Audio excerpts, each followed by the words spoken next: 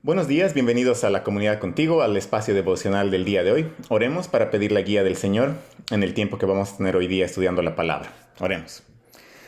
Dios, Papá amado, Padre Celestial, gracias te damos por hoy día, por el tiempo devocional que tú nos estás permitiendo tener. Te pedimos que tú nos hables, Señor, que podamos escuchar tu voz a través de la porción de tu palabra que vamos a escuchar. Y te queremos pedir, Señor, que tú puedas ayudarnos a vivir como embajadores en medio de naciones que a veces buscan a ídolos en vez de buscarte a ti.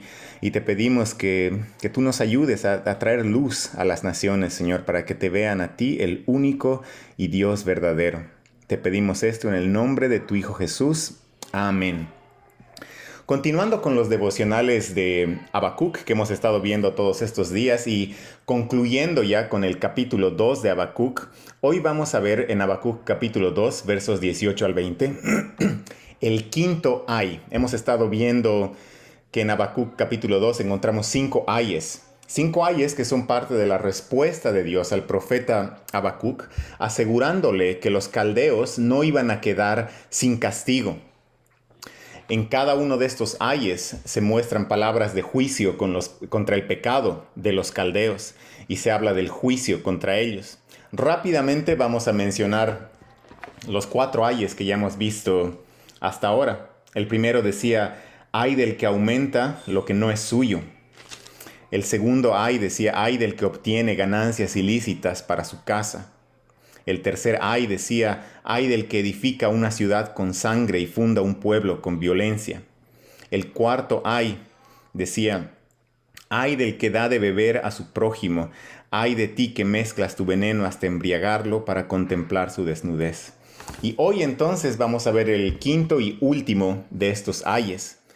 Cada uno de estos ayes también veíamos que no solo trata con el pecado de los caldeos, con el pecado de Babilonia, sino que en ellos vemos patrones de pecado en los que los reinos y las naciones y los gobiernos que se levantan y caen a lo largo de la historia, patrones de pecado en los que estos reinos y gobiernos caen a lo largo de la historia. Así entonces, con este breve resumen y contexto, veamos el quinto ay que va en contra de la idolatría de los caldeos. Leamos Habacuc capítulo 2 y vamos a ver primero los versos 18 y 19. Habacuc 2, 18 y 19 dice así. ¿De qué sirve el ídolo que su artífice ha esculpido? ¿O la imagen fundida, maestra de mentiras, para que su hacedor confíe en su obra? Cuando hace ídolos mudos, ¡ay del que dice al madero despierta! O a la piedra muda, levántate. ¿Será esto tu maestro? Mira que está cubierto de oro y plata, y no hay aliento alguno en su interior. En aquella época, en Babilonia, dice que había 7 estatuas del dios Marduk. Y dice que de estas 7 estatuas había una que era la principal estatua de Marduk, quien era el dios principal de los caldeos. Esta estatua principal se encontraba en el templo principal de la adoración a esta deidad.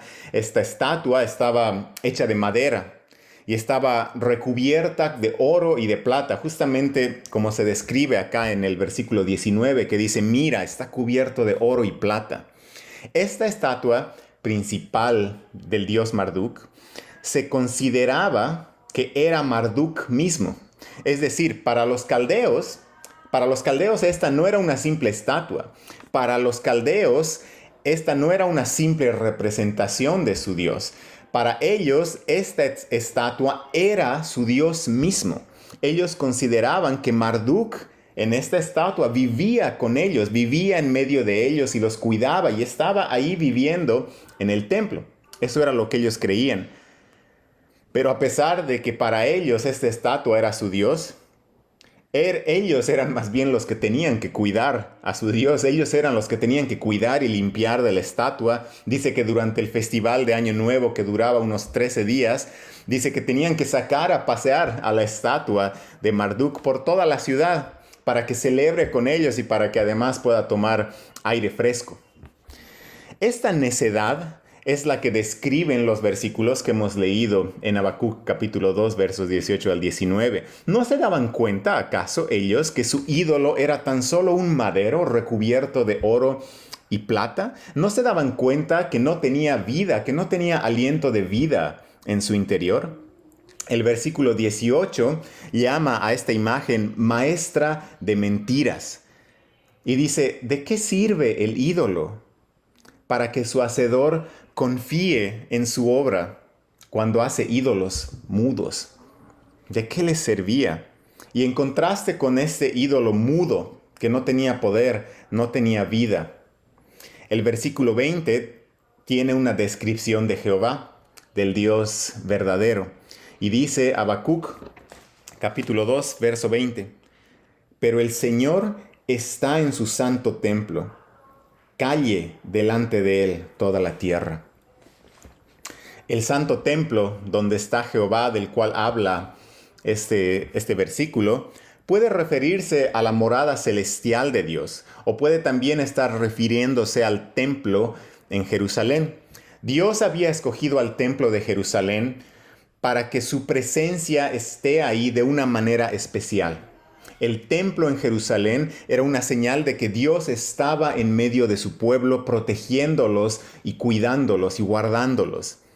Y entonces, en contraste, se ve esto con la estatua de Marduk en el templo principal de Babilonia, una estatua que no tenía vida, ni siquiera podía moverse por sí misma. Vemos a Jehová, el Dios verdadero, en medio de su pueblo, y cuya presencia además no está limitada al templo en Jerusalén. Salomón mismo dijo esto después de edificar el templo, al hacer la dedicación del templo en Primera de Reyes, capítulo 8, verso 27.